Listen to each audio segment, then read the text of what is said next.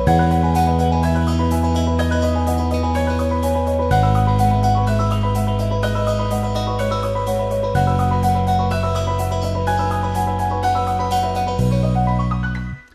and welcome to another edition of Focus on Morris County. I'm Joe Garifo, Morris County Government's Public Information Officer. Focus on Morris County is a program that's designed to keep us up to date on the actions that are being taken by the Morris County Board of Freeholders. And the show is also intended to make us all more aware of the many facets of Morris County government.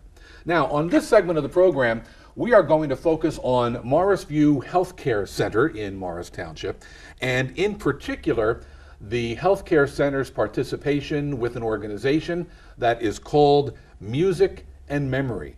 And here to tell us about that particular program and Morris View's participation is my guest. She's Karen Hogan. Karen is the Recreation and Volunteer Coordinator at Morris View Healthcare Center. Karen, welcome to the program. Thank you. Good morning, Joe. Before we get into the specifics of Music and Memory and the program and the organization, give us a little overview, if you will, of Morris View Healthcare Center for our viewers who may not be familiar with it. Well, we are a 287-bed long-term care facility. We are Medicaid, and we are a county facility.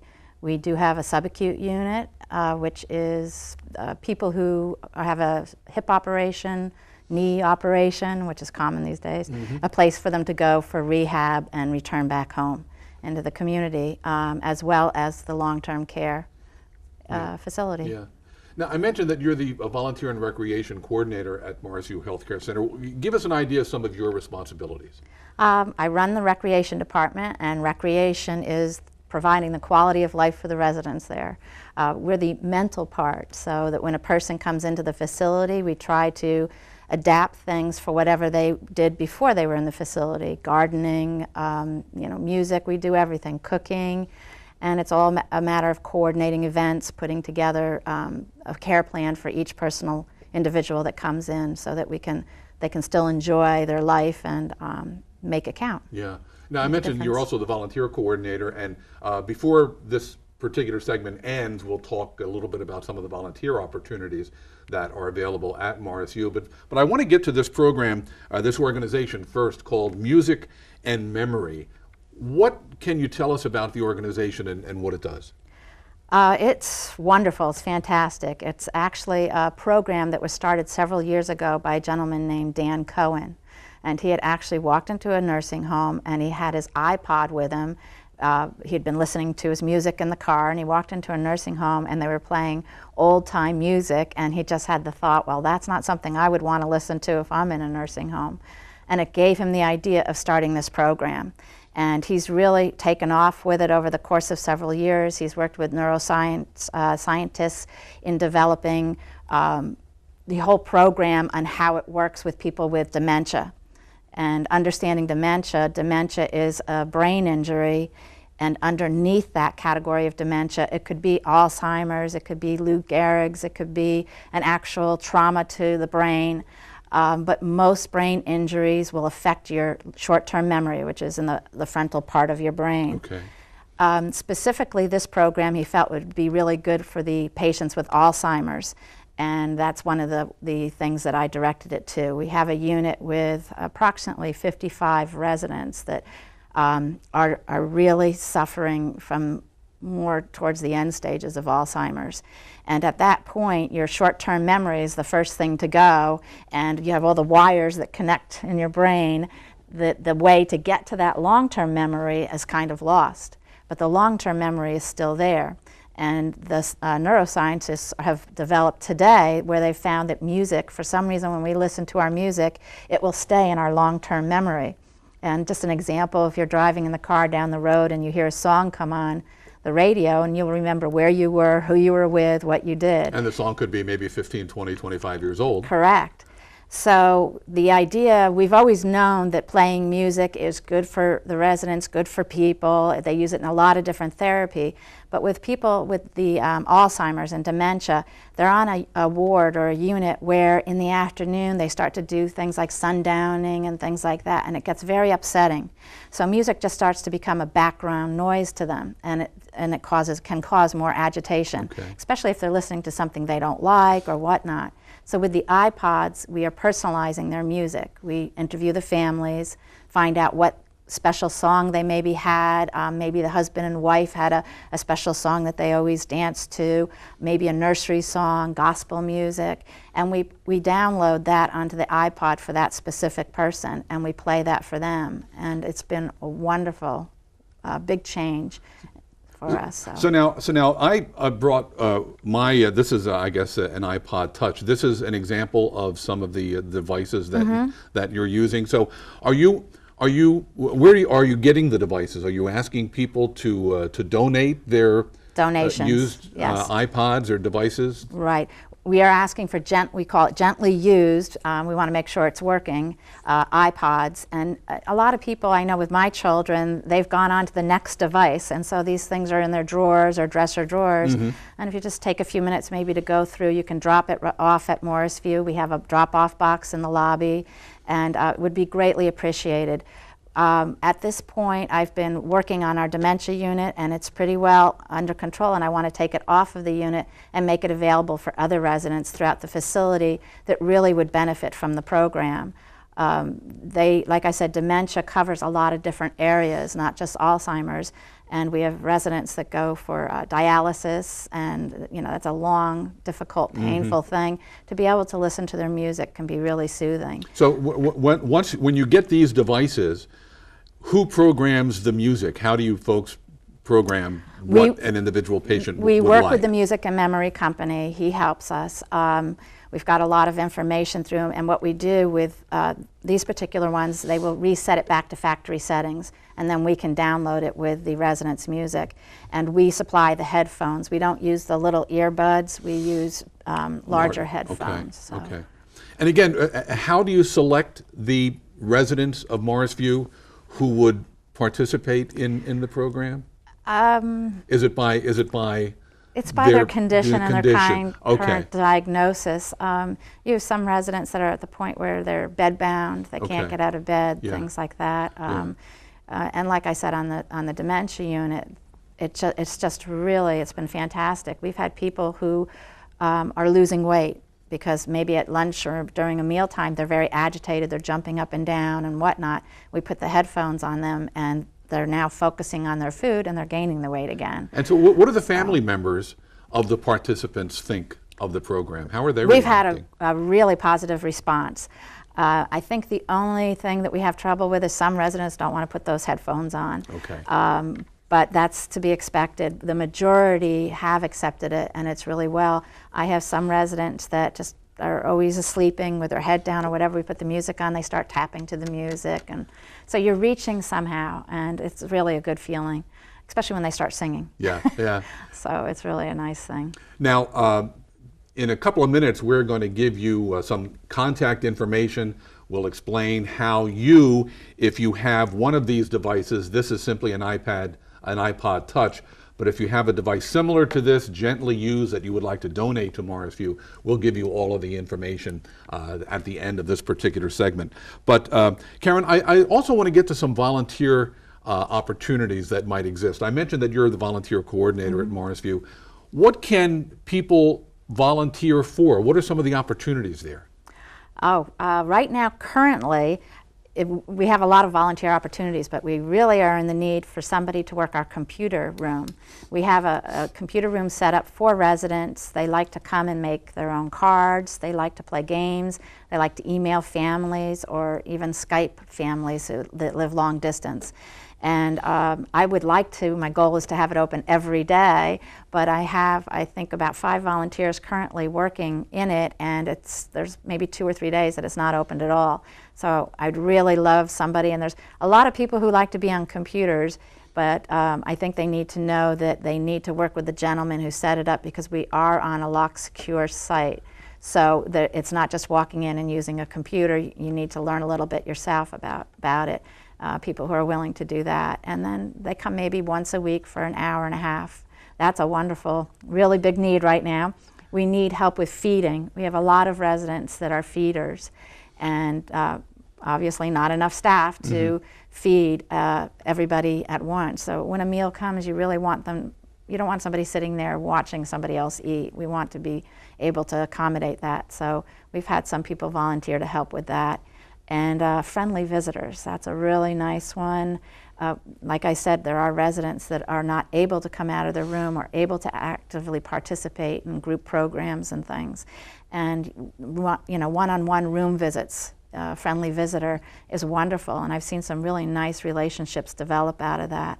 I have college students who come and do that, and then they'll just say what an experience that's been for them, and they go off to college and they write letters. Yeah. So those are things that we're always in great need of. Is there an age limit or range that a volunteer should be, let's say 18, 19, or does it make any difference? 16 and up. Okay. And if they are under 16, which I'm fine with that, but they have to be escorted with a parent at that time. And someone who does volunteer for one of these opportunities, are they given any training themselves? In other words, let's say a person wants to volunteer to be a feeder, to feed a patient. Is there anything that they go through first? Okay. Absolutely. We do a little in-service depending on what it is that they're going to be doing so that they're not left in the dark, understand where they're going. Yeah. So. Would some of these volunteer opportunities be good for, let's say, Boy or Girl Scouts, maybe older scouts who are working for like Eagle projects or Gold Award projects? Absolutely. I deal with a lot of groups a lot of times, and I'll just give you an example of one this summer that was wonderful. We happen to have a woman who is a gardener, and she loves gardening. She thrives on that, and she was getting to the point where she was unable to go out into the back where our garden boxes are, that we have raised beds so that people can pull their wheelchairs up and garden. And so this group, when they asked for a community service item, they ended up building her a raised bed, put right outside her window with her name on it, and planted it, and we kept it up for her so she could see, and we could take her out, and it wasn't being disturbed. So that was really special. So those are things that really are great things. Well, I'm going to ask our viewers now to jot down some of this information, because if you're interested in either volunteering perhaps at the Morrisview Healthcare Center, or if you're interested in donating some gently used iPods or even iTunes gift cards, you can donate those too for the Music and Memory program at Morrisview Healthcare Center. You can just drop them off if you'd like at the Healthcare Center, 540 West Hanover Avenue. You can call or email, if you'd like, my guest, Karen Hogan, who is the Recreation and Volunteer Coordinator. You can reach Karen at 973-285-2865. You can email her at khogan@co.morris.nj.us if you'd like more information about Morrisview Healthcare Center's Music and Memory program. Karen Hogan, thank you for being with us today. You're welcome. Thank you. Now, if you have a question about Morris County government that you would like to have answered, you can call the Morris County Freeholders Office at 973-285-6010. Please visit the county government website, morriscountynj.gov. Once you're there, you can sign up for the county's electronic newsletter, Morris County Connections, and get county government news delivered straight to your inbox. And also take advantage of the many county government social networking sites that we embrace. I'm Joe Garifo. Thank you very much for being with us, but don't go away, because we'll be right back. Are you pregnant, scared, or a new mother who can't care for your newborn? There's a safe haven in New Jersey. You or a friend can bring an infant to any hospital or police station and give up custody safely, legally, and anonymously. No questions asked, no shame, no blame, no names.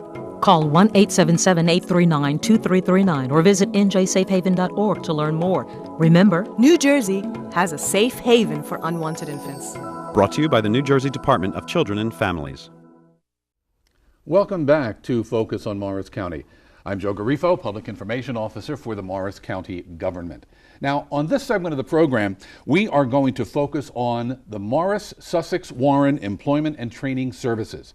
My guest is Donna Buchanan. Donna, Program Operations with Employment and Training Services, and we're going to learn a little bit about that particular agency and some of those services that it provides to area residents. Donna, welcome to the program. Joe, happy to be here. Thank you for the invite. For those of us who may not be familiar with employment and training services, can you give us a brief overview of what it is, what its purpose is?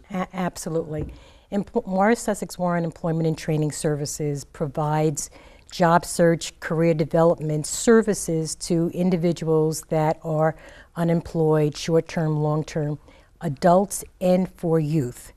Our main focus, obviously, for the unemployed population is to get them skilled via training to make them more marketable to employers, especially in this competitive job market.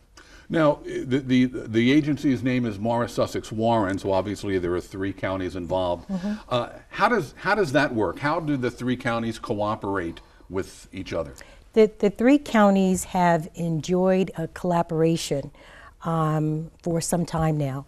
And through a consortium, a cooperative consortium, Morris County has taken the lead from an administrative perspective. But certainly by leveraging the 3 counties, there are economies of scale, there are efficiencies that could be garnered. So the relationship that we have with the 3 counties has worked tremendously, and enjoy that working relationship with the other 2 counties. Now, Donna, one of the primary services offered by Morris-Sussex-Warren Employment and Training Services is called a one-stop career system, or one-stop career center system. What is that? Okay, so I'm going to turn it around just a little bit, Joe. Okay. So actually, the Morris-Sussex-Warren Employment and Training Services department actually is a partner of the One-Stop Career Center system. So the One-Stop Career Center system is a one-stop through the New Jersey Department of Labor, Workforce Development, and it is a one-stop center for individuals that are unemployed to come in and get job search assistance. It is also an area for employers who are looking for skilled labor, looking to recruit candidates, looking to review resumes or post jobs. So we are a partner. There are several partners under the one-stop umbrella. And in the Morris-Sussex-Warren region, I know there are several. Where are they located, and where are the main ones in Morris County located? Okay. So for the outlying areas for Warren County, we're located in Phillipsburg, 75 South Street in Phillipsburg. That's a one-stop career center. In Sussex County, we're located in Newton at the Sussex County Mall, Route 206. But for Morris County, our location here is right here in Randolph, 13 Emory Avenue. And we also have a location at 30 Schuyler Place in Morristown. And now, correct me if I'm wrong, but the one in Randolph, some of our viewers may have been familiar with the Employment and Training Services on Blackwell Street in Dover. This is the one, right? This one moved from Blackwell to Randolph, correct? Absolutely, Joe. So early this year, the Dover One-Stop Career Center, located on Blackwell, as you mentioned, did relocate their office to 13 Emory. So I would encourage anyone that has not visited that One-Stop Career Center to go into Randolph. And again, the facility is great. The services are there in terms of training that we provide, and also other services provided through the state of New Jersey. Okay. Now, you mentioned training. What about on-the-job training? Does Employment and Training Services offer on-the-job training? On-the-job training is an incentive program for employers. It allows an employer to bring in an individual, train them on their site, but that individual is pre-screened before they even present it to the employer. The incentive to the employer is, one, we can reimburse that employer 50% of the individual's hourly wage up to $4,000. So it kind of helps with their recruiting costs. It's a win-win for the employer and certainly for the employee because now they have a full-time job. Yeah. Now, is that the same as grants? Because I also understand that Employment and Training Services, Morris-Sussex-Warren, also offers grants to unemployed and to long-term unemployed. How does that work? Grants are our primary focus within the agency. Anyone looking at this that is unemployed, short-term or long-term, you are encouraged, please, to contact the agency. There are training grants that are available to individuals for up to $4,000. All of these services are free of cost. The training that individuals have been interested in different industries like healthcare, technologies, transportation, IT, financial, major industries that are indeed hiring in occupations such as program management, programming and networking, medical billing and coding. So these are all programs that individuals can train for to get themselves upskilled and more marketable to employers to hire. Yeah. And also, coming in for this training is something that individuals can also include on their resume.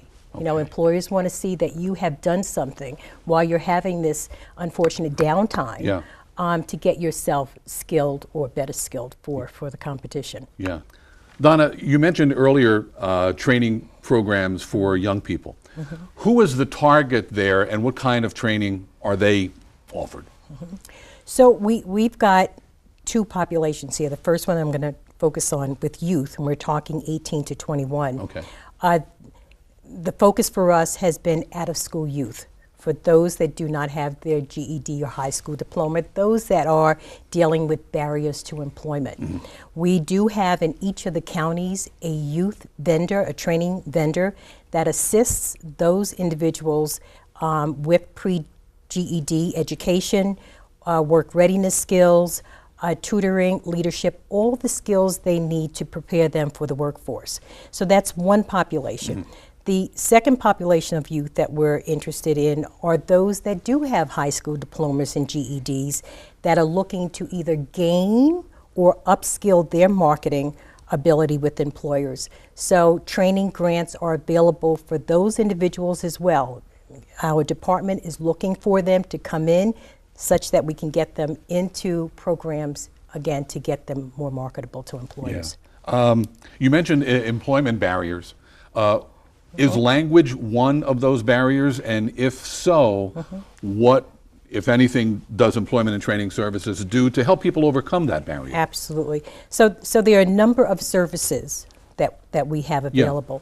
One, certainly we have interpretation services that we could arrange for. So if an individual comes into the agency and they're non-English speaking, certainly we can get an interpretation service. That's one.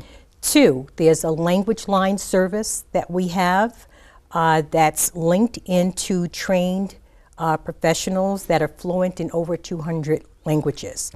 And three, and one that I'm especially proud of again, is we are also offering for those individuals that don't speak English a free ESL program out of the Randolph One-Stop Career Center. Now, the New Jersey Department of Labor and Workforce Development has a website, and we'll give you that information in just a couple of minutes, but it's jobsforjersey.com. What can be found on this website? How would this be helpful to our folks who may be watching? All individuals that are seeking some guidance in the way of workforce development or career guidance or job-related, how do I find work, are encouraged to visit jobsforjersey.com. There they'll find all of New Jersey State services, employment-related services, to help them start that job search with a goal in mind. There are individuals that are available either through the state, and those are employment services individuals, and of course there are the Employment and Training, our organization for the training piece. Now, Donna, all of these services that you provide, how is it determined that, yes, we're going to offer this program or training in this particular area, and well, maybe not this one? Who determines that? Absolutely. One thing we have are really great labor analysts through the Department of Labor. And on an annual basis, and probably more current than that, but certainly on an annual basis, we're looking at where the demand is for jobs. Okay, what does the landscape look like? So certainly we're looking at that, monitoring that, and by knowing exactly what the labor market wants and needs, we're able to make sure we've got the appropriate programs in place to address it. Okay. Donna, I'm going to give our viewers some contact information right now for anyone interested in either learning more about Morris-Sussex-Warren Employment and Training Services or the 2 one-stop career centers that we mentioned. First of all, if you would like some information on Morris-Sussex-Warren Employment and Training Services, maybe you're an employer who would like to be a partner with this agency, you can call either 800-870-3478 or 973-285-6880. You'll also find them on the web in the county's Department of Human Services website, which is morrishumanservices.org. Now, if you're interested in finding out more about the one-stop career centers, the one that is located in Morristown is at 30 Schuyler Place. It's on the 2nd floor. You can call 973-631-6321. They're open 8:30 until 4:30. And don't forget the jobsforjersey.com website as well. You can access that. And the other one-stop career center that is in Morris County is in Randolph. It's at 13 Emory Avenue. 862-397-5600. Again, that office open 8:30 until 4:30. And again, don't forget that website, jobsforjersey.com. And we should mention that this location, 13 Emory Avenue, I believe is accessed from Route 10 West. It is absolutely accessed from Route 10 West. Okay. Donna Buchanan, I want to thank you very much for being with us today. You're so welcome. If I could, Joe, if you don't mind, I just want to encourage, again, anyone that is watching this program in need of career services, guidance on how to find employment. Our services are free of cost. We are there. We have counselors, employment counselors, professionally trained employment counselors, and case managers across all occupations and levels. Please come in, contact us, see us. We want to help. All right. Donna, thank you. Thank you. Now, if you have a question about county government, you can call the Morris County Freeholders Office at 973-285-6010. You can also visit the county government's website, morriscountynj.gov. Once you're there, please check out all of the social media that Morris County government embraces. I'm Joe Garifo. Thank you very much for being with us. Tune in again next week at this time, won't you, for another edition of Focus on Morris County.